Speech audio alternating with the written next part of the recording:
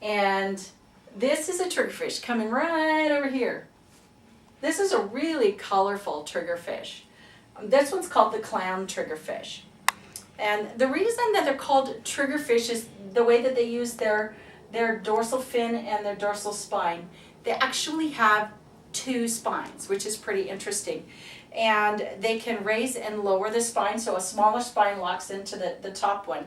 And they can wedge themselves into tight spaces that they can't be dislodged or moved out of. And so that's why they're called triggerfish.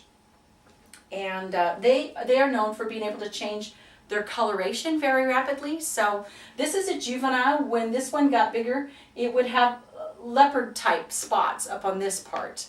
And they're known to be fairly aggressive with other fish. And they have really bright coloring if they're feeling non-threatened and if they're healthy. And they make a much plainer coloration when they're sick, or they're frightened, or they're sleeping, or sometimes when they're showing submission.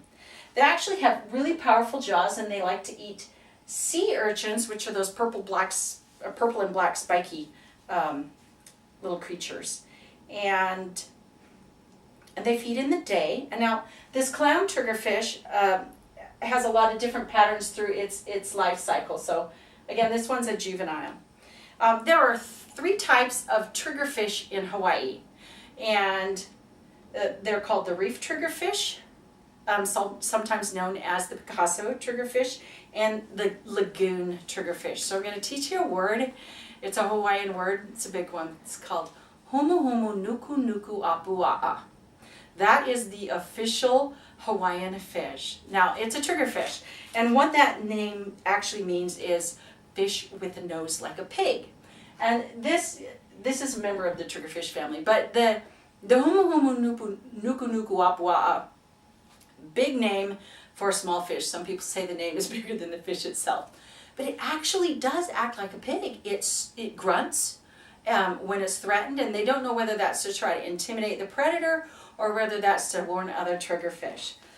It has teeth that are blue, and the top lip is blue, and they have a real chubby, stout mouth, and their teeth are close together. So those triggerfish, I mean, just call it a humu, it's shorter, will pick up the sand and sift through the sand in their mouth for the edible morsels and then spit it out.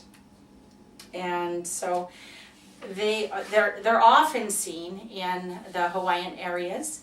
The lagoon triggerfish is not very common in Hawaii, but it is found there. And it likes to eat algae and small crustacean. And I found this quite interesting. No one eats humu. The early Hawaiians actually used the humu humu nuku nuku apua'a as fuel for their fires. I don't know why. Now this was pretty interesting, little bit of trivia. The humu humu nuku nuku apua'a was named the official Hawaiian fish in 1995 by a law that was put into place, but it expired in 5 years. And so in 1990, it was actually dethroned as the kingfish in Hawaii. So a lot of the local school children and other people got involved with that. They really wanted that to be the fish that represented the Hawaiian Islands. So they went through the effort to make a bill that they presented to the governor to make this fish the Hawaiian fish forever. And so in May, excuse me, of 2006, it was officially signed into law that the humu humu nuku nuku apua'a was the official Hawaiian fish forever. Now, it's so popular that this little fish made its way into a folk song that is, people do the hula to it, and it's in that. So if you bear with me, it goes something like this. It's called My Little Grass Shack. My daughter's wincing. So it goes, I want to go back to my little grass shack in Hawaii, where the humu humu nuku nuku apua'a go swimming by.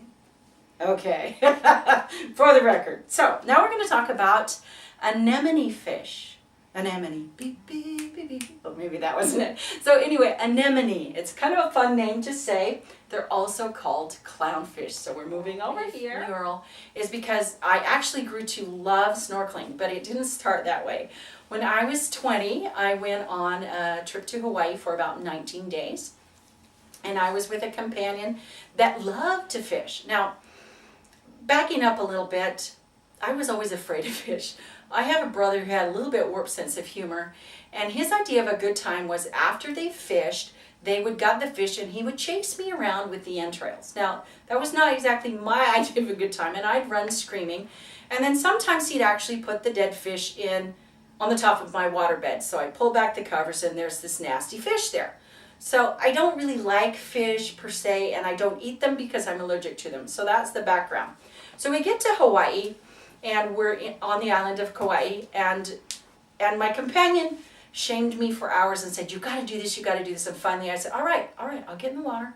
We'll go snorkeling. So I went and rented the fins and the mask, and the guy that was there, he said, listen, if you want to attract more fish, you're not going to see that many unless you do something to feed them. So bring some green peas, or better yet, an English muffin. So we go to the store, and he tucks an English muffin in the pocket of his swim trunks. So we get out there and we're swimming along, and I'm doing okay. There's just maybe 20 fish swimming around. And so I'm fine, and I'm distracted with the fish, and suddenly there is a swarm of fish. He has pulled out the English muffins, and the crumbs have attracted a feeding frenzy. And suddenly there are several hundred fish. They're darting at me, and I'm not really sure if I'm going to be eaten or if they're just, coming to eat the crumbs. So I'm terrified, and I screamed so loud that it broke the seal on the mask, and my snorkel filled up with water, and I'm flailing, trying to get out of the water. And I look over, and he is laughing his head off. This is the funniest thing he has ever seen in his life. And of course I'm mad and a little scared, and the fun was over for me. So, I'm trying to swim back, and I look up at the beach, and people are yelling, is everybody okay? Was there a shark attack? And he's like, no, she just saw some fish.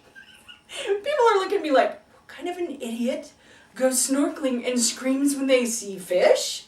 Well, that would be me. So anyway, it took a few years before I actually grew to like the fish, and at this point I just find them so beautiful. They're like the flowers of the sea. And so when I painted this mural, it had a wonderful side benefit, and that was desensitization therapy. And as I painted them for 3 months, I grew to really love the fish. And so the next time I had the opportunity to go snorkeling, I was not traumatized, and I actually really enjoyed it, which was pretty good, because by that time I was taking children, and I hate to look foolish in front of my children. It happens often enough. So, thanks again. Bye-bye.